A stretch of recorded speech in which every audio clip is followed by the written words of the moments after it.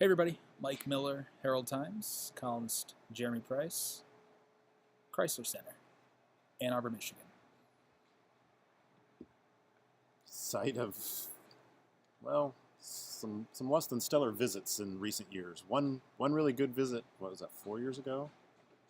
Yeah, 4 years ago. Juwan Morgan's freshman year. 3 years ago. Yeah, I guess it'd be. Yeah, Well, yeah, 3 seasons ago. 3 seasons ago. Yes. Yeah. So one good visit, and since not so great. Actually, this place is kind of like today's game. There's a mix of good visits and very bad visits.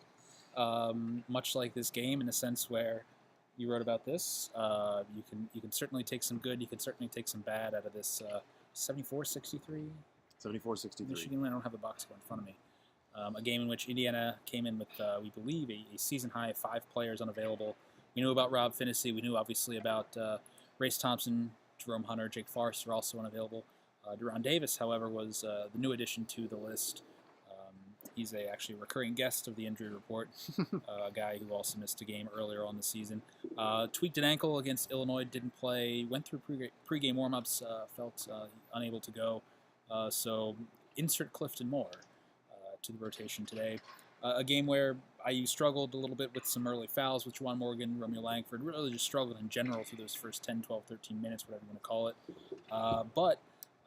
And this is maybe where you take a little bit of the good with the bad, even despite some of the personnel losses they dealt with, despite the early game struggles, more of the early game struggles from this team that we've seen so often this season, they still found a way. Not only did they outscore Michigan during the second half, 34-30. Not only did they kind of lock down defensively on Michigan in the second half, just played better basketball and did so shorthanded, did so in a way that outside those first 10, 12, 13 minutes, they played Michigan pretty even. Yeah, from the point it was, I think it actually got to 32-13 was the high point in the first half.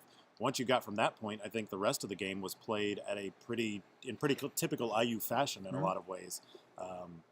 Fairly methodical on offense, solid on defense, and at this point, I think we realize that this team isn't like a high caliber type team that's going to really blitz you with a 10-0 run or something like that necessarily. They're just going to put little snippets together where they 6-2 here, 8-4 there, that kind of thing. I think that's more suited to what this team's capable of, and that's what they did over the final 25-30 minutes basically. But the hole was way too deep, and obviously the deck was stacked against IU from a personnel standpoint. And while you're running off the list of casualties or whatever you want to call it there, you add Zach McRoberts, who I don't think has really looked right even since coming back. It just doesn't seem like he's, I don't know if it's a product of just not playing that much or if it's a product of still not being fully where he wants to be with that back, but he just doesn't look entirely comfortable out there. And I think you see that as much as anywhere. McRoberts has really been a defensive spark for Indiana the last couple of years, and there are times defensively where he's getting lost on plays where he doesn't normally get lost like that, and it gives me the sense that he's just not moving as well. So I think when you count all that together, there's a lot to like and a lot to spin forward. It's just that something's got to be done about the beginning of these games, because you can't keep digging such a deep hole against quality opponents. It's been a problem, really. You can go back to the earliest stretches of the season. At a certain point early on, you thought maybe this is a product of injuries, and at a certain point you thought, well, now they're starting to get guys back. Maybe it's a product of just ever-growing chemistry. But now you're into the first week of January, and it's still a problem. It can't be a problem in games like this. It can't be a problem, especially given what Indiana's going to counter the next few weeks here with still a road-heavy schedule left here in this month of January. It's a problem, and it's a problem that there doesn't seem to be any real easy one-size-fits-all solution here. It's a problem that Archie Miller pinned on toughness, and I think toughness in the sense of letting Michigan come out and score on 6 of their 7 field goal attempts, 13 of 16 overall to start the game. It's a problem that started on both ends of the floor, really. I think it's at times started on the offensive end where you're getting quick shots, or you're just maybe not getting the movement that you want to see early on, but also on the defensive end, as we saw today, where you're letting a Michigan team just kind of take what they wanted and get shots on all 3 levels of the defense wherever they wanted. In a lot of ways, it's sort of just part of the progression of mental toughness for this team, because when you think about what this team was last year mentally, which was not strong at all, basically, to where they're at this year, where now they're able to make some adjustments in the course of a game, and particularly in the second half of games, really close with a toughness, physically, mentally, confidence in a close game down the stretch. Obviously, they feel good about those kind of situations. Now, I guess the one step that remains, and the question is, can Indiana get to this point this year, is where they're mentally tough to start a game. In other words, where they start out a game imposing their will on the other team instead of letting the other team kind of do what they want and figure out. Because a lot of times that's what I get the sense. This team is kind of figuring out, okay, what does Michigan like to do? They want to do this, they want to do that. Okay, here's our counters. But by the time they figure that out, they're digging out of a hole. Even against an Illinois, where you're digging out of a 10-point hole in the first half, and that's just not. It's just not a way to succeed, basically. And so the question is whether this team can find what it takes to carry the mental toughness that it's developed in the last half of games to the first half of games. Because I think if they'd do that in the first half of games, they could eliminate a lot of that stress in the second half of games for sure. I think also, and I might be wrong about this, but I come away from this game maybe thinking that the gulf between Indiana and the top of the Big Ten, where Michigan certainly sits right now, is not that wide. I don't think there's maybe a huge difference in the play between these two teams when they're both rolling. And I kind of look at that matchup that's yet to come in Bloomington here, I think at the end of the month, where Michigan will pay a visit to Indiana in Assembly Hall. And you look at that and say, well, I think Indiana's got a really good chance, beyond the fact that it's Assembly Hall and they tend to play well there in those big games. But you look at these two teams and, when you have not only a healthy Indiana, but an Indiana team with both Romeo Langford and Juwan Morgan on the floor, it's a team that I think actually matches up fairly well. And that's, without saying, you're going to have presumably a healthy returned Rob Finney at that point in a point guard matchup that is really important when you're facing Xavier.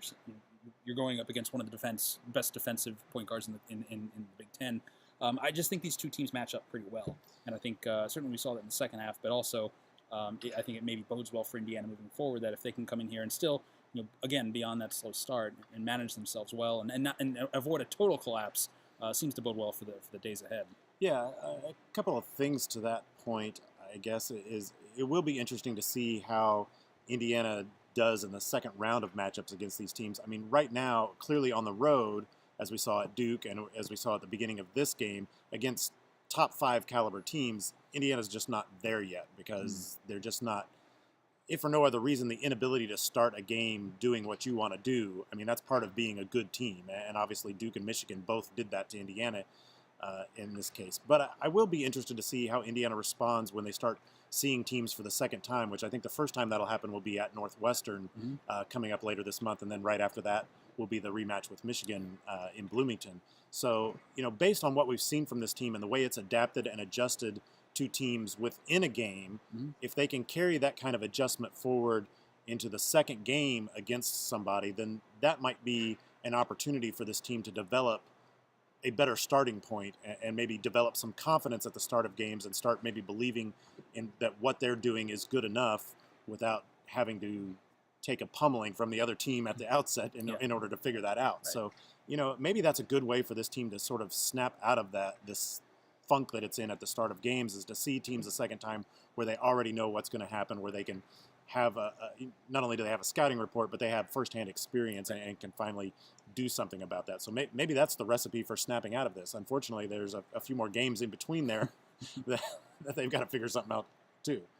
We'll see. Yeah, it certainly is a more favorable schedule-wise, slate as you get into the month of February and beyond. But definitely, I think as we said, some good and some bad moments in this arena, both in recent years and throughout the history of these two teams facing off against each other.